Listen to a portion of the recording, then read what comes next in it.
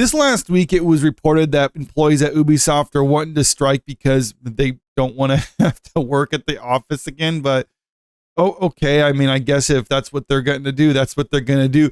But there's a time and a place for these sort of things. And the time isn't when your company's current stock value is at over a 10-year low, because if you're trying to do this and get something out of your company, this really isn't the time for it. Or maybe they just smell blood in the water, so they think they can strike while the iron's hot.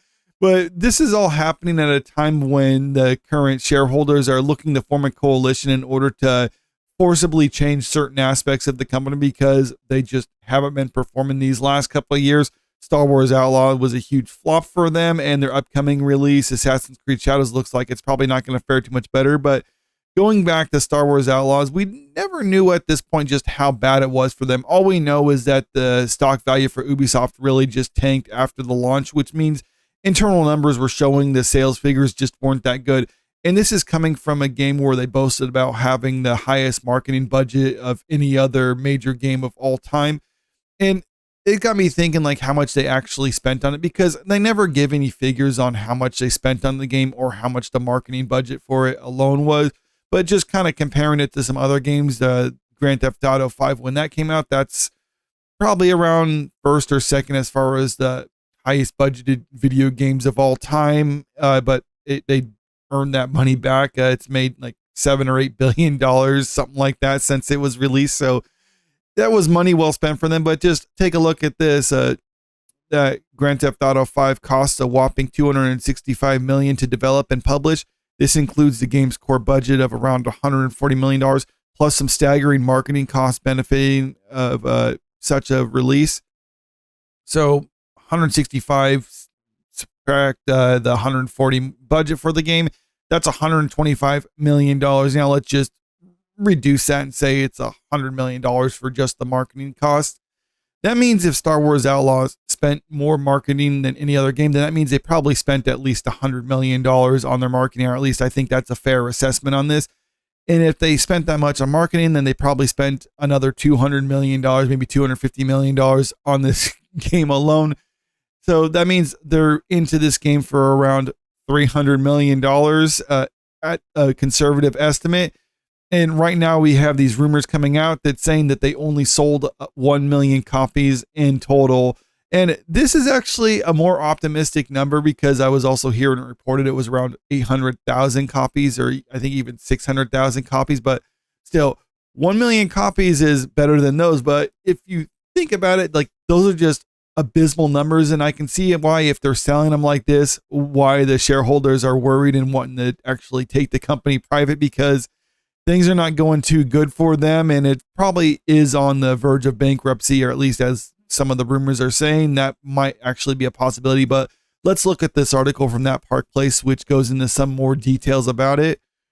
A new rumor claims that Ubisoft only sold 1 million copies total of Star Wars Outlaws, far lower than analysts expected of 5 million. Even 5 million would be kind of a low estimate, I would think, but if they sold 5 million, I think that would be pretty good for this game, considering the different tier levels that they were selling these at. 1 million, though, is an abysmal failure. Just assuming that they sold them at even their highest different packages, because there was all these different options that you can choose when buying them. So $70 for just kind of the standard one, just the game.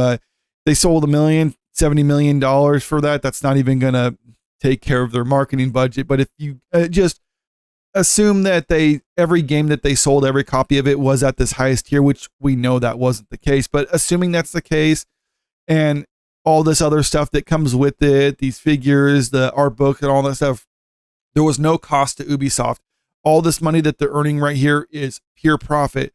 That means they made around $130 million on this game, which ordinarily people would think like, okay, well, that sounds pretty good, right? It's like, well, yeah, but if it just barely covers the marketing cost of the game alone and doesn't come anywhere close to touching the actual production cost of it, well, then that's a serious problem for them.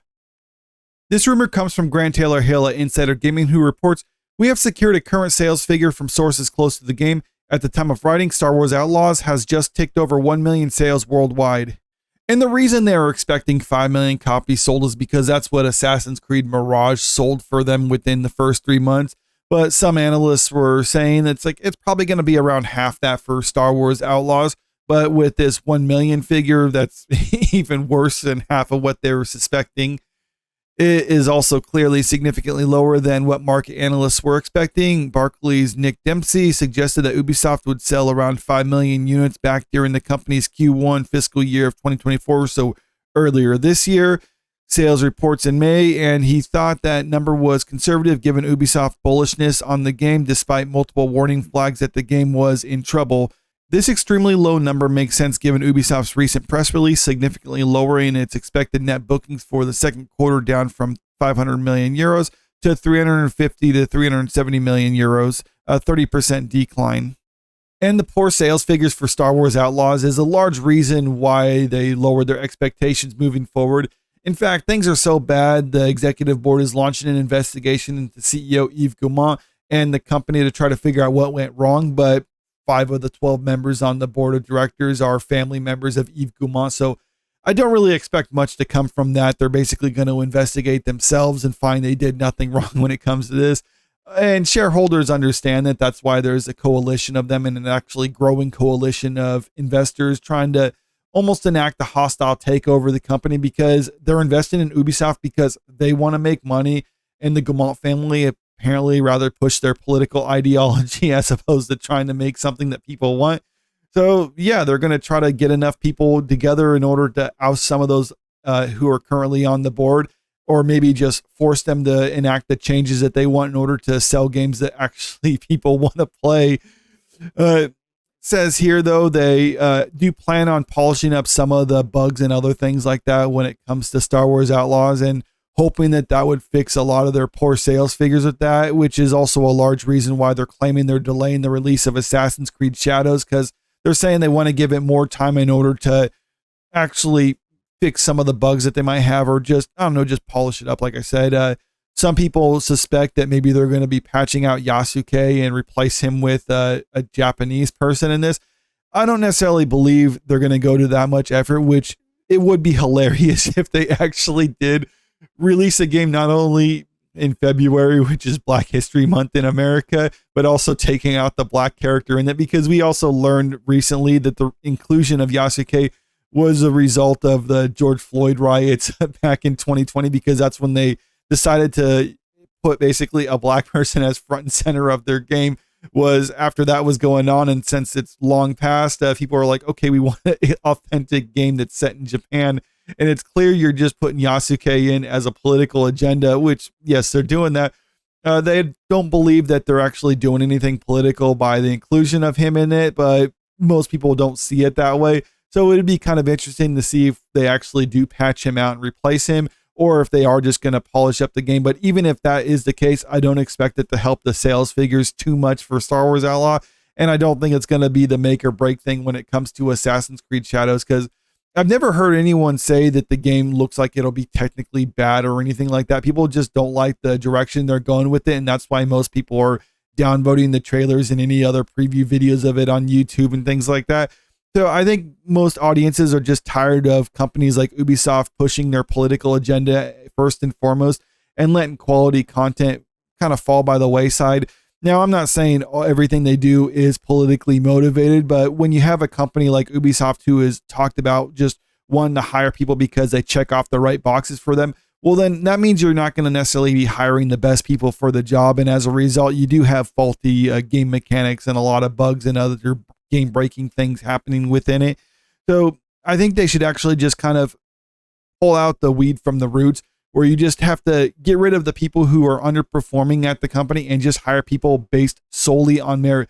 And when you do that, then all the other things like the technical issues, the story issues, character issues, all those things will go away if you actually have good people working on it. It's just a matter of whether Ubisoft is willing to make those changes right now, at least with the current leadership at the company. I'm thinking not. So it probably will ultimately have to be shareholders forming a coalition in order to get rid of some of these people so they can have a better voice at the company and start implementing the changes that will make them actually produce games that people will want to buy. But let me know what you think about all this in the comment section below. Do you expect any of these tweaks to Star Wars Outlaws to be enough to actually fix a lot of the problems and start boosting their sales figures? Or do you think just delaying Assassin's Creed Shadows will be enough to actually get the game to a level that people want to buy? Because I personally don't think that's going to work for them, but I could be wrong. Let me know what you think. And if you haven't already, make sure you click that subscribe button if you want to stay up to date with the latest entertainment news. And don't forget to click that like button and share this video out there because it really helps out with the channel. Thank you.